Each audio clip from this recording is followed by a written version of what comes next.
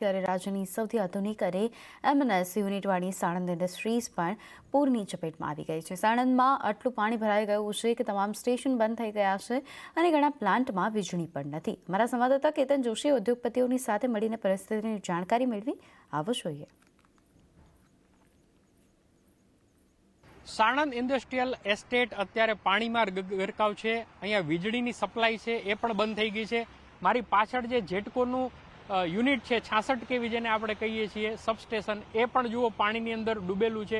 એટલા માટે જ અહીંયા સપ્લાય પણ નથી અને ઇન્ડસ્ટ્રી બંધ છે। આવો આપણે અહીંના ઉદ્યોગકારો સાથે વાતચીત કરીએ કે કેવી સ્થિતિ છે। શું કહેશો અજીતભાઈ, અત્યારે શું સ્થિતિ છે પાવર સપ્લાયની રીતે? પાવરનો સપ્લાય અત્યારે સદંતર બંધ છે 1/3 ભાગમાં। જે સાણંદ 2નું જે સબસ્ટેશન છે એના લગતા બધા યુનિટો અત્યારે બંધ છે અને હજી આ પાણી જ્યાં સુધી આ લોકો 1-1.5 ફૂટ હજી નીચું ના જાય ત્યાં સુધી ચાલુ નહીં થઈ શકે અને આ પાણીનું લેવલ જ્યારે પણ જો ઓછું થશે તો જ ચાલુ કરી શકાશે।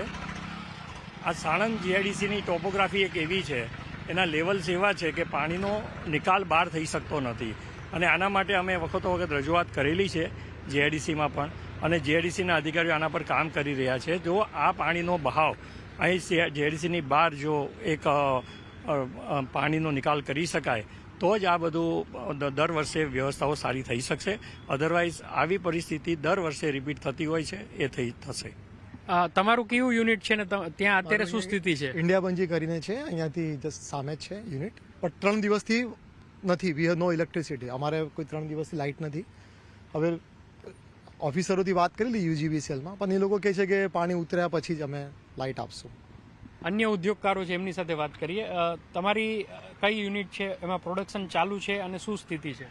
અમારું પેકોપ્લાસ કરીને મેડિકલ આઇટમનું યુનિટ છે, તેમાં 4 દિવસથી પાવર સપ્લાય નથી એટલે સંપૂર્ણ બંધ છે। સ્થળ ત્યાં જળ એવી પરિસ્થિતિ છે, જમીન તો દેખાતી જ નથી અને આ પાણી લગભગ 3-4 ફૂટ જેટલું ભરાયેલું છે જે આગામી 2-3 દિવસો સુધી નીકળે એવું લાગતું નથી। બિલકુલ। અચ્છા, તમે ક્યાંથી છો અને તમારી યુનિટ શું પ્રોડક્શન કરે છે, એની શું હાલત છે? अपना Parle Elizabeth tools private limited करके है। हम लोग फार्मास्यूटिकल मशीनरी मैन्युफैक्चरिंग करते हैं। टोटल 3 यूनिट्स है साणंद में एंड टोटल ये पावर सब स्टेशन का वाटर लॉगिंग के वजह से हमारा तीनों यूनिट बंद पड़ा है और अभी प्रोडक्शन नहीं हो रहा है फ्रॉम लास्ट 72 आवर्स। તો આપણે ચોક્કસપણે કહી શકાય કે જો આવી જ પરિસ્થિતિ રહી તો ખૂબ જ પ્રોડક્શન ઉપર ગંભીર અસર પડે તેમ છે। સરકારે વ્યવસ્થા તો કરી છે, સ્માર્ટ એસ્ટેટ તો છે, પરંતુ પાણીના નિકાલનું કદાચ ભૂલી ગયું હોય એવું લાગે છે। સત્વરે દરેક આગેવાનોએ આની નોંધ લઈ અને જે પાણીનો નિકાલ છે એ તાત્કાલિક કરવો જોઈએ। કેતન જોશી, સાણંદ। તો ભારે વરસાદને પગલે ગુજરાતમાં ટાટા મોટર્સના કાર ટ્રાન્સપોર્ટેશન ઉપર પણ અસર પહોંચી છે। છેલ્લા કેટલાક દિવસથી ઘણા ટ્રક કે જે પ્લાન્ટથી નવી કારને અલગ અલગ રાજ્યો અને પોર્ટ સુધી લઈ જાય છે તે અટકી ગયા છે।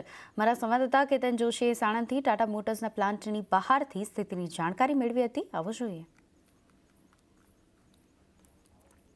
અત્યારે હું ટાટા મોટર સાણંદના પ્લાન્ટની બહાર ઊભો છું। હું કેમેરામેનને કહીશ કે તે આ ટ્રકની લાંબી લાઈન બતાવે, બંને સાઈડ છે એ ટ્રકની લાંબી લાઈન છે, એટલા માટે કારણ કે અંદરથી કારનું લોડિંગ નથી થતું અને એટલા માટે અહીંયા વેઇટિંગમાં ઊભા છે અને ઘણા દિવસથી ઊભા છે અને આ પરિસ્થિતિ ટાટા મોટર્સની નથી, પરંતુ અહીંયા જેટલી પણ ઇન્ડસ્ટ્રી છે ત્યાં કાં તો પાવર નથી કાં પ્રોડક્શન ઠપ છે।